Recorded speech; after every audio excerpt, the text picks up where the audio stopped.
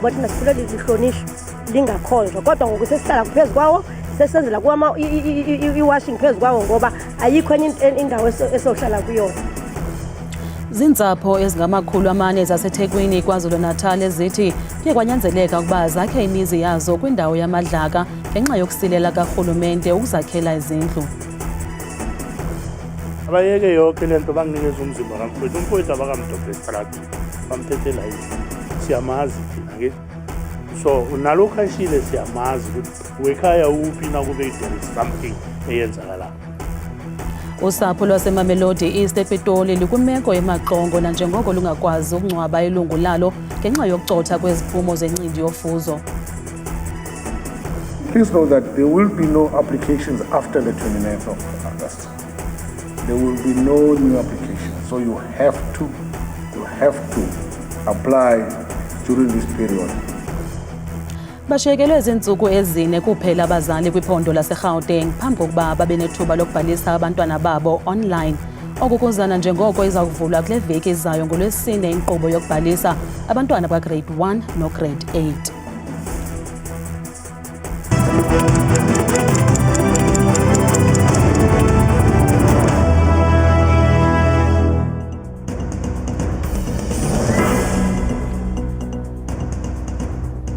Singonondaba benu siniphathele eziteketeke ukanti ndiziphaka noPhumza Sikhumba noyitoliki yolwimi lezandla. Molweni ekhaya.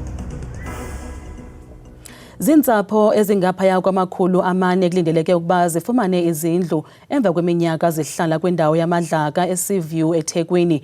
Ezintsapho zithi zangcamela ukwakha kule ndawo ngenxa yemeko yokungafumani umhlaba ongcono ezazinokwakha kuwo. Uninzi lwaqala ukuhlala apha ebutsheni bonyaka ka-2000. Abahlali ababedinga indawo yokwakha bazibhaqa sele bokhe amatyotyombe kwindawo yamangcwaba iCottmore Graveyard neyajika ke ngoko yabizwa ngokuba iCottmore Informal Settlements. Ukanti baqala ukuhlala kule ndawo ngomnyaka ka-2000 yaye bathi babeyibona okokuba yindawo yamadlaka le bokha kuyo. Yebo, kwakubonakala ukuthi kusemathuneni because abafika kuqala abafika bekhona bafika kuwona amathuna vele kuhlala abantu abevele befike kuyiwona amathuna and nathi safika amathuna esabonakala ukuthi iwona. Nabanikazi bawo bebeke bafike sometimes bashone ngala ngasemazansi bephethe imbali bese kuwona amathuna wabo. Nakubeni bokhile bathi bayayiqonda into kokuba kukungahlonela abafi ekwafihlwa amathambo abo kulamadlaka. Siyakumkela ngoba ingcwaba thina sikhule lihlonishwa lingakhonjwa, kodwa ngoku sesihlala phezu kwawo sesenzela kwama i-washing phezu kwawo ngoba ayikho enye indawo esohlala kuyona. Kambe ngoku banethemba lokususwa apha babekwe kwindawo ebhetele. Iyifiso sethu njengoba bebekade beshilwa oza kwethu ngaphambili ukusuka kule ndawo, kodwa sisuke la sisiya ezindlini ezingezithu kungasingasuki kusithiwa siya kolindela noma mhlambe ko-one room. Isebe lokuhlaliswa kwabantu kwiphondo laKwaZulu-Natal lidize ukuba izicwangciso zokusombulula le ngxaki ziyaqhuba. So as we speak, there is a profiling of residents that are living here. We do acknowledge the fact that we've got people that are coming from far-flung areas to Durban in search for socio-economic opportunities. But at the very same time, it's very important that we have a conversation. What type of society do we want to create? Do we want to show disrespect to the departed souls? Because cemeteries, as we all know, are sacred places. Elisebe likwavakaliswa kokuba kuza kufuneka imali elinganiselwa ku-1.7 billion yeerandi yokutyalwa kweziseko zophuhliso njengenxalenye yokwakhiwa kwezindlu eziyi-1,200 kwizigaba ezintandathu zomhlaba ongaphantsi kwamakhosi eThekwini. Usapho lwaseMamelodi East lunxunguphele nanjengoko lungakwazi ukungcwaba ilungu lalo ngenxa yokuba kusalindwe iziphumo zencindi yofuzo. USolomon Mashiyane watsha kangangokuba akakwazi ngoku nokufaniseka. Umzimba wakhe usagcinwe kwikhaya eligcina imizimba kwaye oku kufaka uxinzelelo olumandla kusapho. Sele kudlule inyanga emva kokubhubha kukaSolomon Mashiyane oneminyaka engama-43 budala ngethuba kuqhambuka umlilo kwikhaya lakhe eMamelodi East ePitoli. Usapho lwakhe alukwazi ukumngcwaba ngenxa yokulibaziseka kokuphuma kweziphumo zovavanyo lwencindi yofuzo ekwiziko leenkonzo zovavanyo zesipolisa ePitoli. Kunzima kakhulu emndenini wethu asikhona ukuhila kahle since kwenzakala into le angazi siyokuma isikhathi esingakanani for ukuthi sithole umzimba kamfowethu ngothi khona manje dala simile akunamuntu osiphendulako akunamuntu owenza next size saye epolice station iphoyisa leli liphethe case lize lathi kithi si special ngani.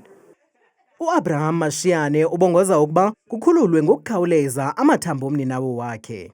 Abayeke yonke lento banginikeza umzimba kamfowethu. Umfowethu abakamdobhe estradini. Bamthethela endlini. Siyamazi thina ngithi. So nalokho ashile siyamazi ukuthi wekhaya uphi na kube there is something eyenzakala ngoba bengangakhona ukuhamba kahle. Umlawuli we-DNA for Africa uGqirha Vanessa Lynch uthi inkqubo zokuhlalutya i-DNA zijongene nemiba enzima. Theoretically, it could take 24 hours, but, obviously when you have a very busy laboratory, I think we have in our legislation a 30-day turnaround period within which they should be processing samples, which is a reasonable amount of time. These days you could, one sample can be done in 90 minutes with rapid DNA on certain samples. Ngokwengxelo yamaziko enkonzo zovavanyo zesipolisa kweli, lamaziko ajongene nokulibaziseka kweziphumo zencindi yofuzo ezingaphaya kwe-140,000. Amapolisa oMzantsi Afrika athi ayawulandela umba kaMashiyane kwaye usapho luza kufumana impendulo ungadlulanga umvulo.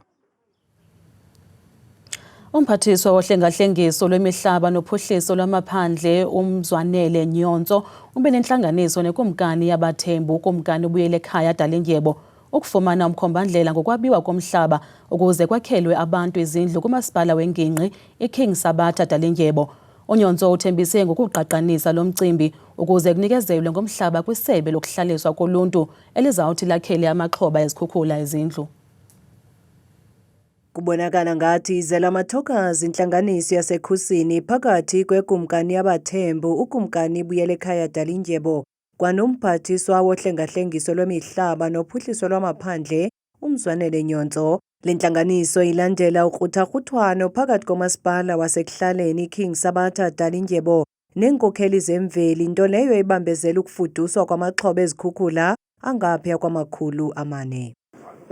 It has come up that though the land is registered according to deeds under the rural development, but there are people who are occupying that particular land, which is Arab land. That means there are people with PTOs.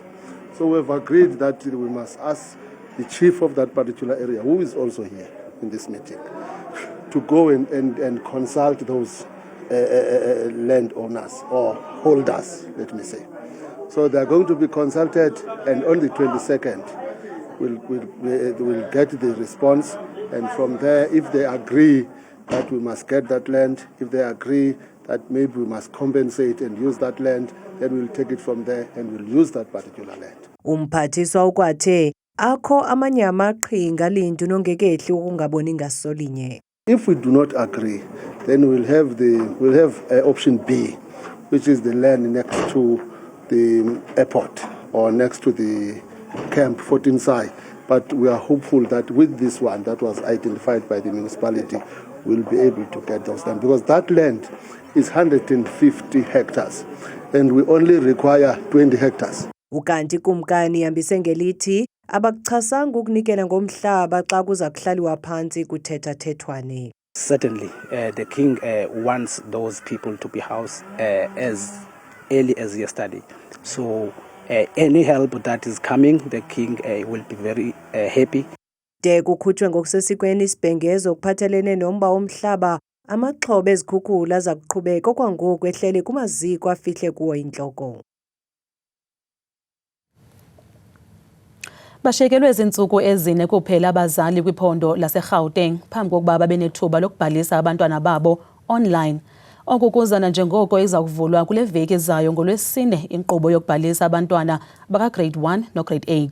Kusenjalo ke isebe lezemfundo kweli phondo likwabongoza abazali babantwana abafunda ugrade R baqinisekise ukuba nabo bayabhalisa. Umphathiswa ojongene nezemfundo kweli phondo uMnumzana Madume Chilwane ucacisa inkqubo yokubhalisa nezaqala ngolwesine weveki esawungena kuyo. Lo kaMadume uye wagxininisa ukuba umhla obekiweyo uya kuba ngqongqo kakhulu kwaye akukho sicelo esiza kuvunyelwa emva komhla wama-29 ku-August. And please know that there will be no applications after the 29th of August. There will be no new applications. So you have to apply during this period. And the system is going live for only 2 grades, grade 1 and grade 8. Abazali bayabongozwa ukuba baqinisekise ukuba bayafikeleleka kwinombolo esetyenziswe kwiform yokwenza isicelo. Make sure it's correct, because this number will be your guide as and when you are applying. It will inform you every time you take a step forward. As you register, it will inform you. As you submit documents, it will inform you. If your applications are not complete, or there's a missing document, or there's a step that you have missed, or any other information, you will be getting SMSs throughout. Umphathiswa uthi abazali kufuneka bafake izikolo ezimalunga nesihlanu ezahlukeneyo abanokhetha kuzo. There are 5 schools that you have selected. To us, it means you will be happy as a parent that if your child goes to any of these schools. That's what it says to us. Ngaphambili inkqubo yokubhalisa kwabafundi online iyahlangabezana nengxaki yokucinga kwenkqubo yokubhalisa. Ukanti umphathiswa uthi ingcali ziqinisekisile ukuba inkqubo isebenza ngokufanelekileyo kwaye iza kumelana namawaka ezicelo. Icandelo lezokhenketho eSoweto eGauteng lithi urhulumente kufuneka abuyele kubahlali nakubemi beli anikezele ngengxelo ebanzi ngokuphathelene nenkqubo esezinkundleni kungoku nje yokubhangiswa kwendlu kaBawo Mandela nesetyenziswa njengeziko lokugcina amafa imuseum ngelasemzini. Oku kuza emva kokuba abahlali bevakalise inkxalabo ngale nkqubo nanjengoko sele kuphele iminyaka engaphaya kwemihlanu emva kokuba lo mba wabekwa phambi kwenkulu baphathiswa yaseGauteng. Usihlalo wezokhenketho eSoweto uThatu Motopeng uthi iMandela House ayiyondawo nje yasekuhlaleni kodwa yeyesizwe kwaye uluntu lufanele lufumane ingxelo ngekamva layo. It is true that the matter is still under litigation, but we think it's very important that government keeps people updated on matters that are affecting them. As you know, the Mandela House Museum is a national asset. It represents quite a lot of things. This is a very important asset to this country. So for us, it's very important for government to make sure that they keep the community updated, they keep the country updated, and they make sure that there's accountability on such matters.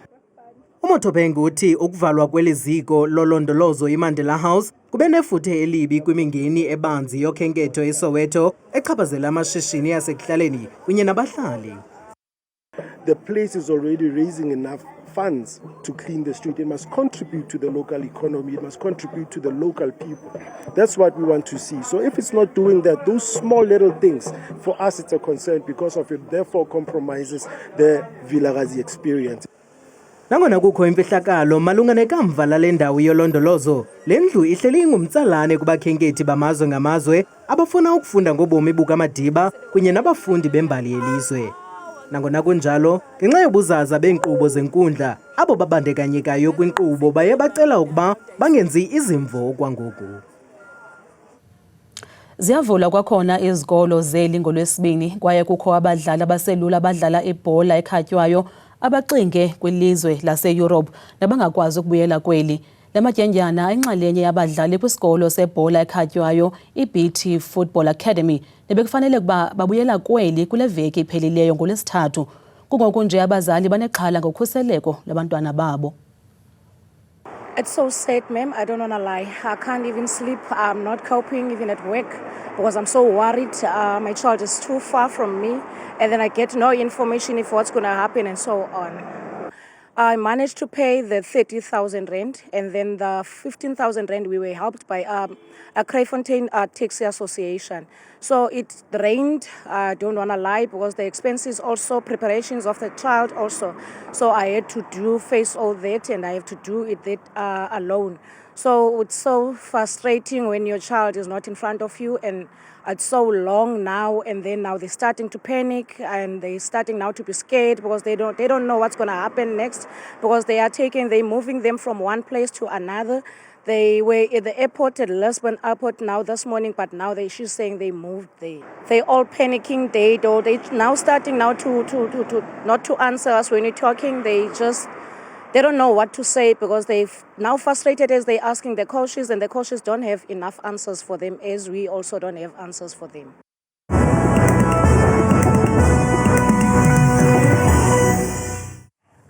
Kakhulu ke sitheno ncuthi kwiqonga lendaba ndiyakubulisa nawe mbukeli wami ndikwamkela kaloku kudesika yemozulu bethuna ke igama lami mna ndikuthabile inzwakazi yabathembu mvanje ke nansi imozulu masivule ke mbukami ekhaya kaloku siphawule ke iziganeko zemozulu zamvanje kumzantsi Afrika uphela nokuyaphawula kakhulu mbukeli uxhaphuke kakhulu ke ukusibekela kakhulu kwezulu ngamandla futhi kumbindi nendawo zonke nje ezikwintshona gxebe phaa kwimpuma apha emzantsi Afrika uphela ngamandla futhi kwiindawo ezisenxwemeni ndawo ezifana phakathi ko-Alexandra Bay ekuseni futhi qabaqaba ngamafumpela phaya bevuswa ngu-10 degrees bayivale bayisonga nami ngomso futhi emva kwemini sisibekele kakhulu futhi ngelashumi nje elikhatshwa sisibhozo kanti ke mbukeli wami apha ekhaya amaqondo wakho phansi naphezulu masivule kaloku bethuna ngephondo lokuqala eliphaya kaloku lona empuma koloni ngamandla futhi kumbindi namazantsi olaphondo nje apha koRhafu futhi kwintshona kwasekuseni futhi yavakala inkwanka ikhatshwa zindudumo kakhulu phaya ekuseni ngo-7 degrees zebenjenje mbukeli wami phaya ephondweni futhi elise-Freystata ngamandla futhi kumazantsi olaphondo njengapha futhi kwimpuma yalo eFixburg phaya ekuseni nazo zonke nje ezaziphaluka bevutha yiloo ngqele kwakhona futhi ekuseni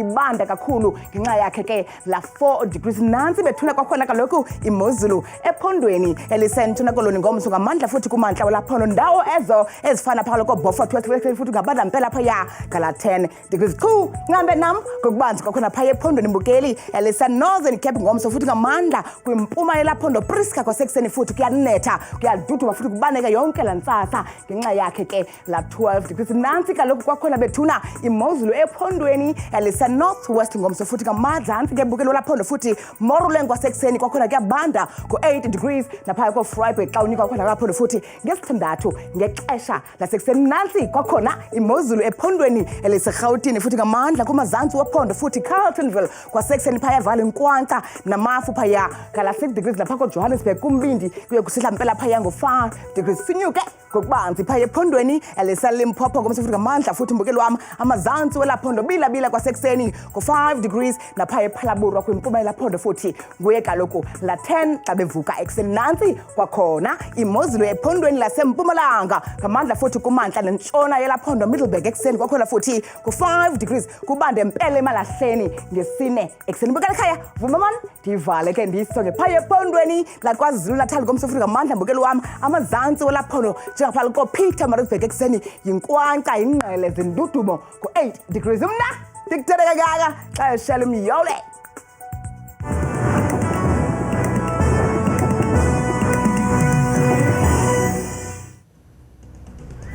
Mathongo amnandi.